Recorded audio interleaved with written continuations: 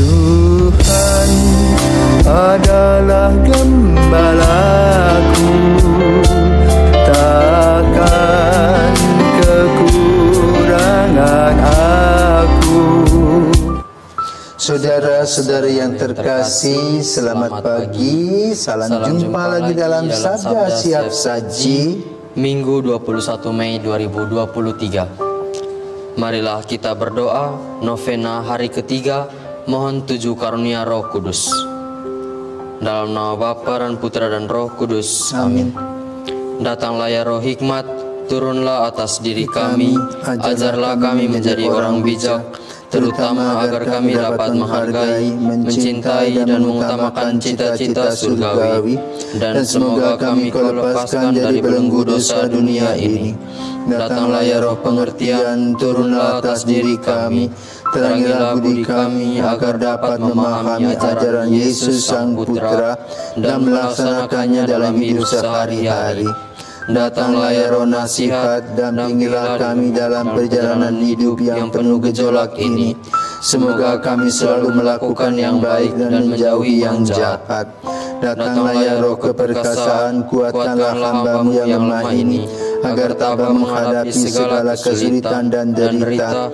Semoga kami Kau kuatkan dengan memegang tangan-Mu yang senantiasa menuntun kami. Datanglah ya Roh pengenalan akan Allah, ajarlah kami mengetahui bahwa semua yang ada di dunia ini sifatnya sementara saja. Bimbinglah kami agar tidak terbuai oleh kemegahan dunia.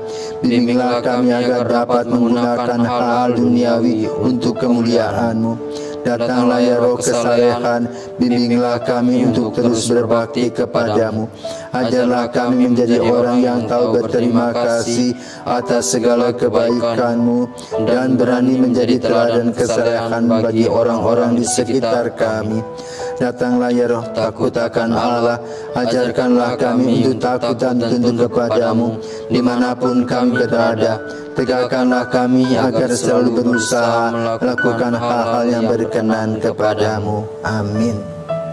Tuhan bersamamu Dan bersama Roh-Mu. Inilah Injil Yesus Kristus menurut Yohanes. Dimuliakanlah Tuhan. Yohanes bab 17 ayat 1 sampai 11a. Dalam perjamuan malam terakhir, Yesus menengadah ke langit dan berdoa, Bapa, telah tiba saatnya. Permuliakanlah anak-Mu, supaya anak-Mu mempermuliakan Engkau, sama seperti Engkau telah memberi kepadanya kuasa atas segala hidup. Demikian pula Ia akan memberikan hidup yang kekal kepada semua yang telah Engkau berikan kepadanya. Inilah hidup yang kekal itu, yaitu bahwa mereka mengenal Engkau satu-satunya Allah yang benar, dan mengenal Yesus Kristus yang telah Engkau utus. Aku telah mempermuliakan Engkau di bumi dengan jalan menyelesaikan pekerjaan yang Engkau berikan kepadaku untuk Kau lakukan. Oleh sebab itu ya Bapa, permuliakanlah aku padamu sendiri dengan kemuliaan yang kumiliki di hadirat-Mu sebelum dunia ada. Aku telah menyatakan nama-Mu kepada semua orang yang Kau berikan kepadaku dari dunia. Mereka itu milik-Mu dan Engkau telah memberikan mereka kepadaku, dan mereka telah menuruti firman-Mu. Sekarang mereka tahu bahwa semua yang Engkau berikan kepadaku itu berasal daripada-Mu. Sebab segala firman yang Engkau sampaikan kepadaku telah Kusampaikan kepada mereka, dan mereka telah menerimanya. Mereka tahu benar-benar bahwa aku datang daripada-Mu, dan mereka percaya bahwa Engkau-lah yang telah mengutus aku. Aku berdoa untuk mereka, bukan untuk dunia aku berdoa, tetapi untuk mereka yang telah Engkau berikan kepadaku. Sebab mereka adalah milik-Mu, dan segala milik-Mu adalah milikku, dan milikku adalah milik-Mu. Dan aku tidak dipermuliakan di dalam mereka, dan aku tidak lagi ada di dalam dunia, tetapi mereka masih ada di dalam dunia, dan aku datang kepadamu. Demikianlah sabda Tuhan. Terpujilah Kristus.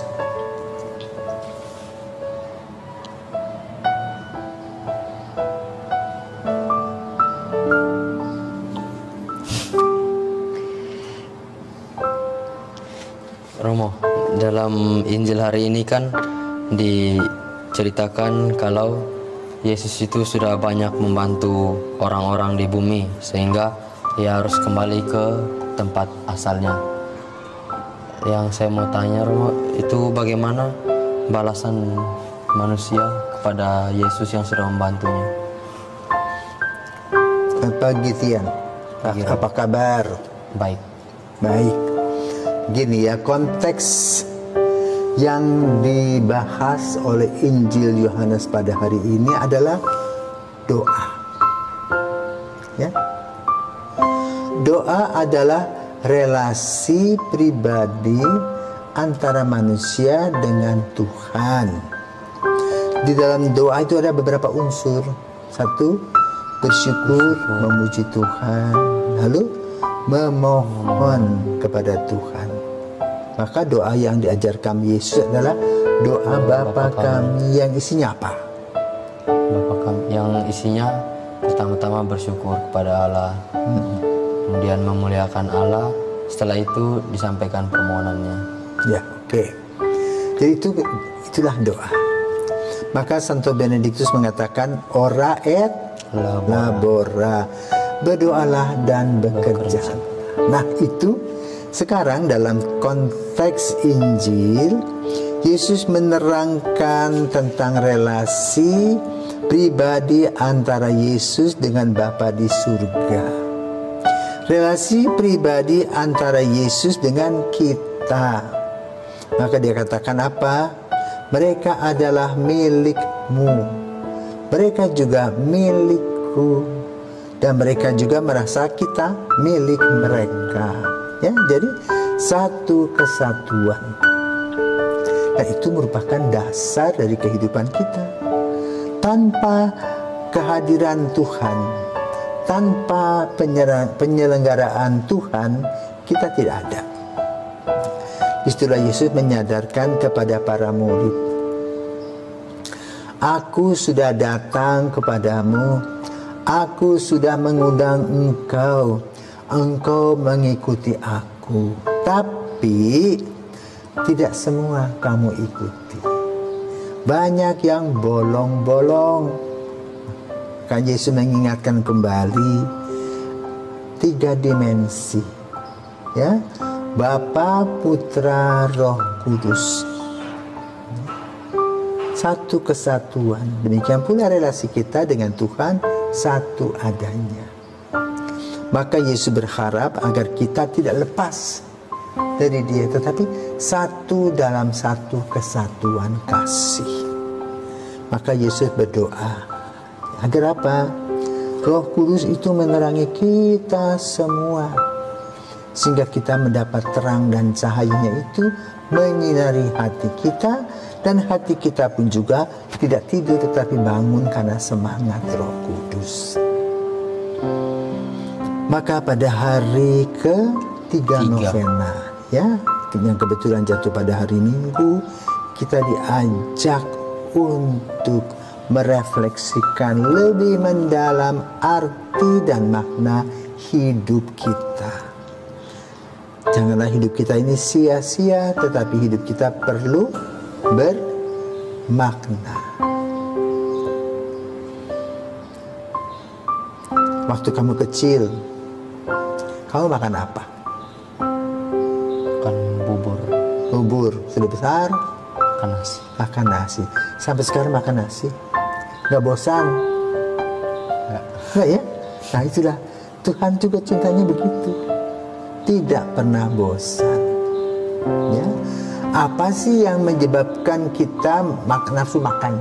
Kita sudah punya nasi, ya. Kita tak punya lauk. Kalau kamu tiap hari lauknya telur tiap hari, bosan deh? Bosan ya? Tapi kenapa makan nasi nggak bosan? Itu bedanya, ya. Jadi yang inti, ya, basic itu nasi. Jadi di dalam relasi Yesus dengan para murid, dengan Bapa adalah kasih, sehingga tidak bosan. Cuma yang tampil variasi itulah yang membuat kita menjadi bosan. Karena itu bukan dasar, bukan basic.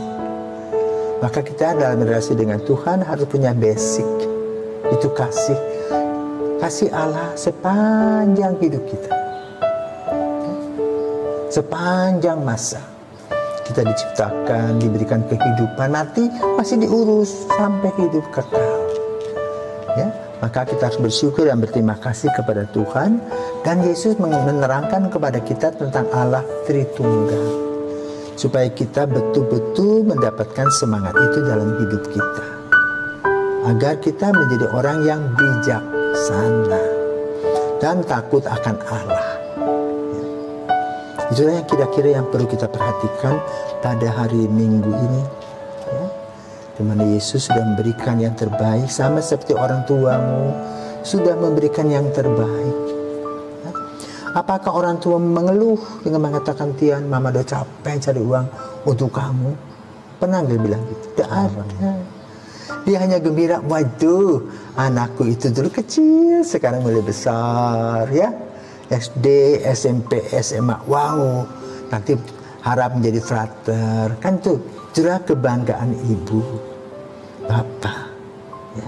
Demikian pula Yesus bangga kepada setiap orang yang dikumpulkannya, yang tahu diri, tahu berterima kasih, tahu bersyukur, dan memohon kepada Tuhan untuk hal-hal yang berguna bagi pertumbuhan kita. Nah, yang diminta oleh Yesus adalah agar para rasul itu sudah diajak oleh Yesus bersama-sama berhimpun, melihat karya Yesus menyembuhkan orang, mendoakan orang, ya. Dan itu dilanjutkan dalam gereja. Peliharalah tanaman yang namanya gereja itu supaya diberikan perawatan, pupuk dan sebagainya agar tetap tumbuh dan berkembang sehingga orang-orang bisa masuk di sana dengan damai, sejahtera dan aman, nyaman. Sehingga di sana mereka diubah, ya, dalam terang Roh Kudus menjadi orang-orang yang dibanggakan oleh Kristus. Kenapa? Punya iman, punya harapan, punya kasih. Itulah tugas kita. Semoga cita-citamu yang sekarang masih jauh, ya, akan terlaksana pada waktunya, dan itulah kebahagiaanmu. Selamat pagi, sampai jumpa lagi.